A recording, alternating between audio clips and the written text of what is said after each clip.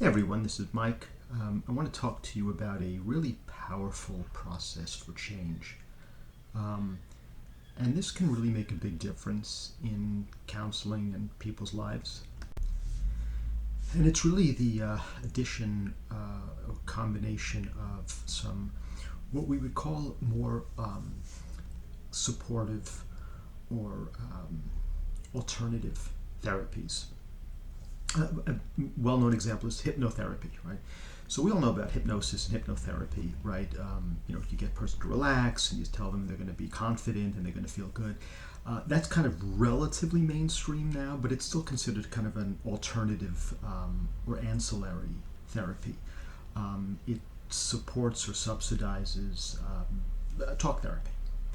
Another one that's become well known over the years is EMDR. You may have heard of this. It was originally developed for trauma, where you do some kind of bilateral stimulation. EMDR stands for eye movement, desensitization, reprocessing. So that's when people have some trauma and you hold a thought in your mind and you kind of go back and forth with your hand and the person's eyes go back and forth. And the idea is by going from the right brain to the left brain, it unfreezes or gets unstuck some memories that may have been trapped in there that caused some trauma and PTSD or things like that. Another one is NLP. NLP is made popular by Tony Robbins, that kind of peak performance guy. A lot of people, people either love him or hate him, but he's been around for a while. And of course, more recently, there's you may have heard of tapping. Tapping is a new thing where you tap certain parts of the body, right? In fact, going back many, many years, even going back to the 70s, they had something called Biofeedback, where you had these machines attached to your body, and you could, by seeing a visual, usually it was the old analog machines with the kind of the device going back and forth, right? Kind of like the hands on a clock, right? And you see it, you're stressed, it's attached to your muscles, and you get stressed, and you relax them, and it goes unstressed, or you're breathing, or your heart rate, or even your body temperature, and you just kind of will it to go down, or you do some relaxation techniques. And the idea is you can control your body. You get feedback from your body when it's getting tense or tight, and you learn to recognize those signs, and you practice techniques. Again, these were a lot of, alternative, ancillary, supportive therapies that people use. Now, of course, they were done and are done in their own right. But I have a process where either it can be done, you could just come in and we go through a protocol, or it can be alternated with traditional talk therapy or CBT talk therapy. I primarily do cognitive behavioral therapy, positive psychology, solution focused, that kind of thing. So what I want to talk to you about today is this supportive or ancillary type of technique and how it fits in with CBT.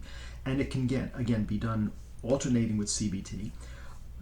So 1 week we would do talk CBT, and then the following week we would do these alternate techniques. And this just gets more expensive, but it is quicker, you have a double session. Like instead of a 45-minute, you have like an hour and a half. And you do the talk and then the ancillary kind of back to back.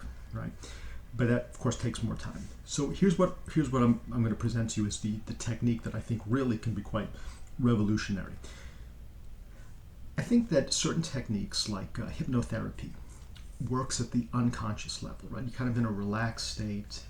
You're hearing some of the embedded commands. You'll relax. You'll be more confident, right? That happens kind of at an unconscious level. Even though you're not sleeping, you're awake. You just relax. It's an unconscious level. Certain things like EMDR or even tapping is kind of at a subconscious level, because you're awake, you're kind of there, you're consciously involved, but the things are going on below the surface. So there's kind of the unconscious and the subconscious, and then the talk therapy is at the conscious. So these techniques are getting it at all three levels: the conscious, the subconscious, and the unconscious.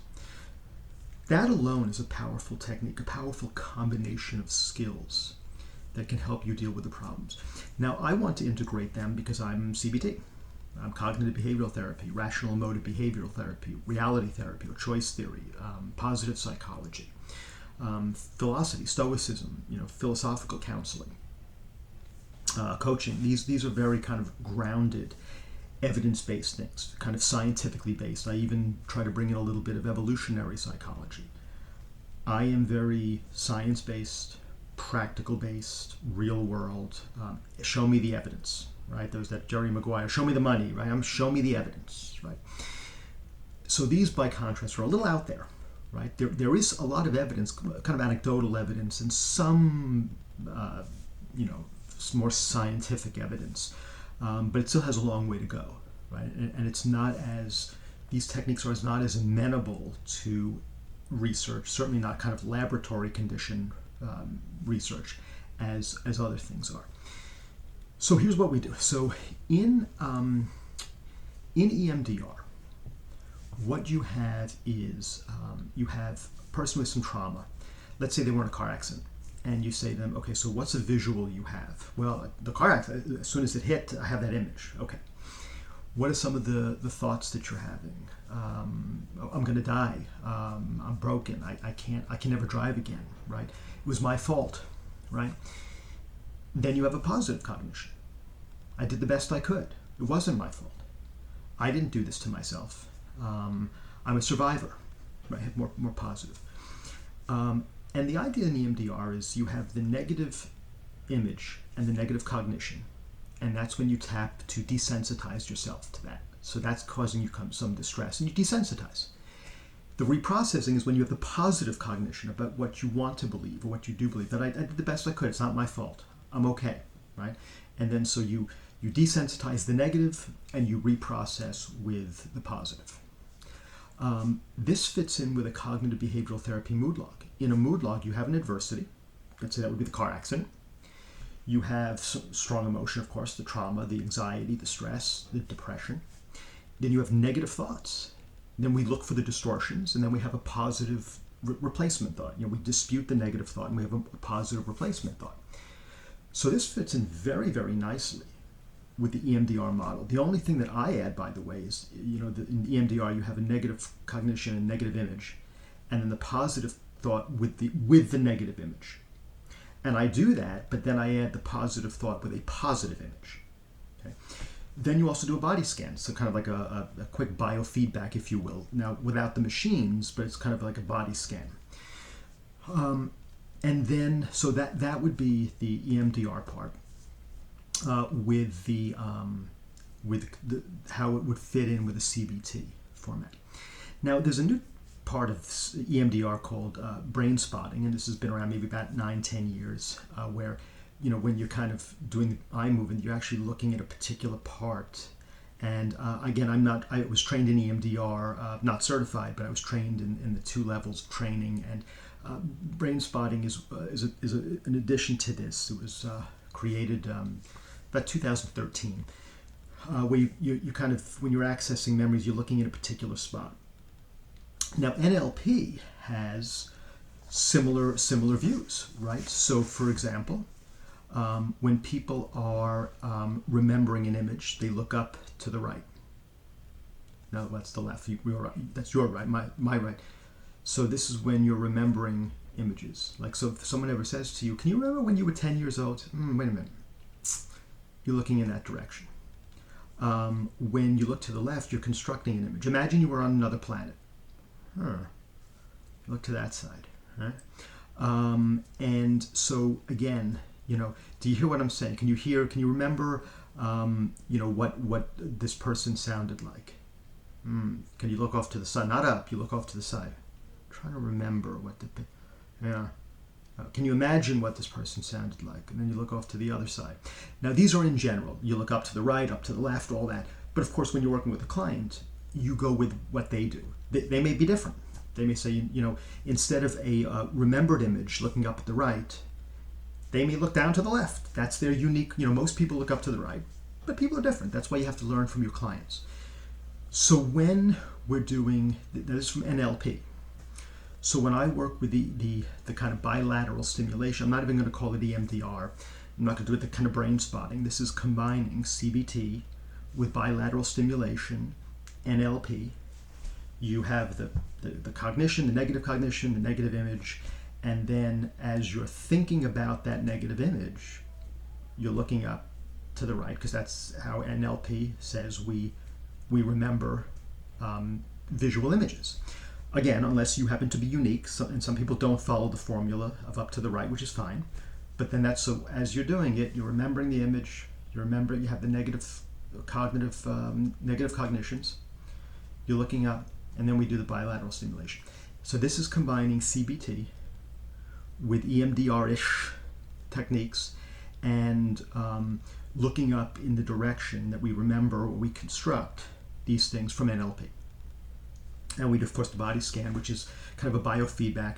And we can use machines. They have computer programs now.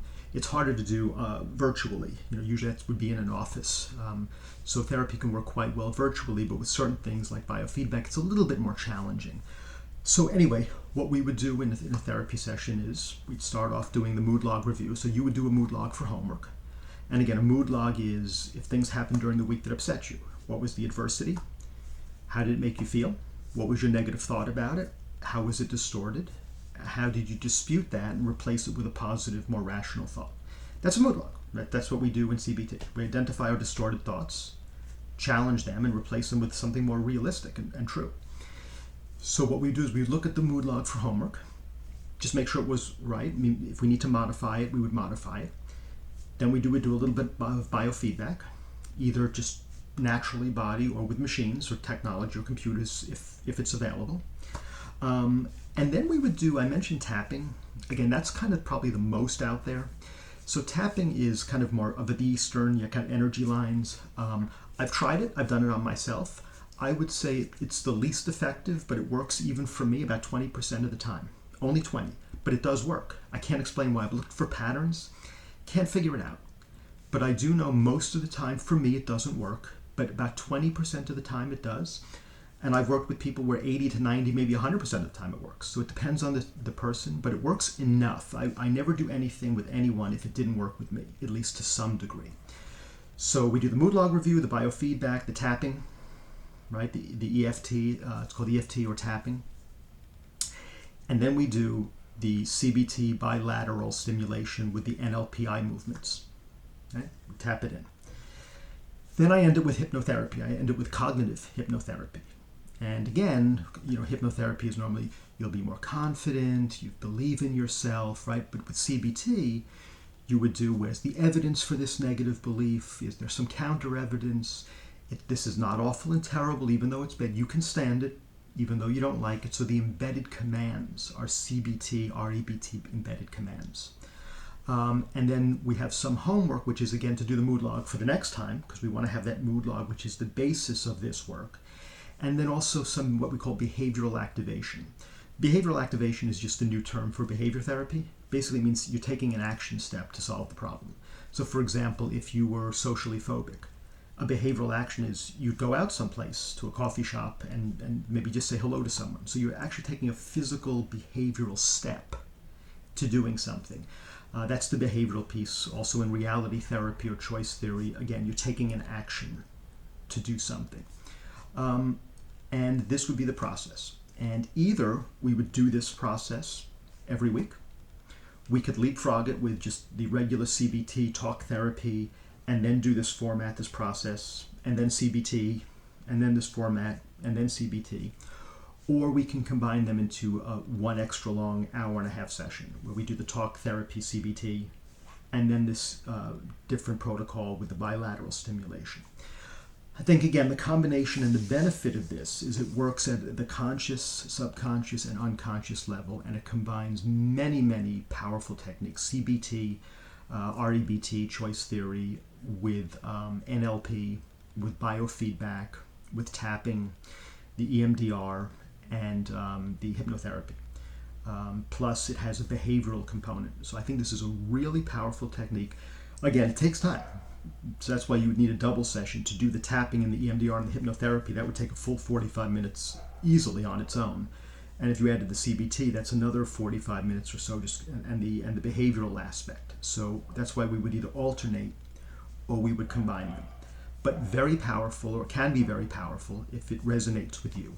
So anyway, I think this is a really unique way of doing things. I've seen some benefit from it. I've just incorporated this kind of somewhat relatively recently. I'm very, very encouraged by what I've seen. I'm excited about it.